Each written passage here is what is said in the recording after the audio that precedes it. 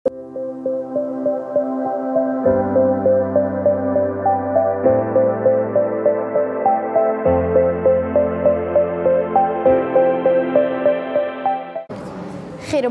پرحوصله من، باغ پربارم کتاب، عندلیب خوشنوا در صحن گلزارم کتاب، همچو بلبل می سرایم قصه های نو به نو، ای عجب خوش صحبت و یار وفادارم کتاب.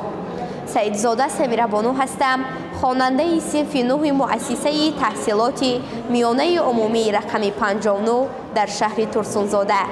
در آزمون جمهوریوی فروغ صبح دانایی کتاب است از روی نامینه سوم، یعنی خواندن و از یاد کردن آثار ادیبان معاصر تاجیک و ادبیات شفاهی شرکت می‌ورزم.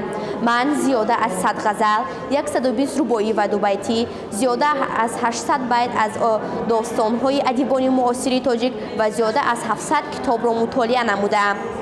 کتاب این دوستی بهترین، استادی به منت و یاری همدمی همه روزه ما خوانندگان می باشد.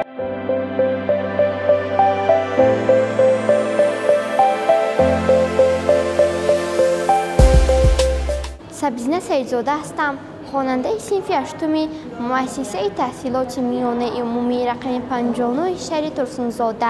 سال دوم است در آزمون جمهوریوی فروغ صبح دانایی کتاب است از روی نامینه یکم، یعنی خواندن و از یاد کردن ادبیات کودکان و نورسان، آثار شفاهی، آثار منظوم ادیبان کلاسیک و معاصر تاجیک شرکت می‌ورزم. من طبق نظامنامه آزمون مذکور زیاده از 400 اثر بدیعی، 150 شعر که در مجموع 3000 بیت را تشکیل می‌نمایند مطالعه و حفظ نمودم. غیر از این من یک قطار ضرب المثل و مقال‌های خلقی، چیستان، لطیفه و معماها را از بر نمودم.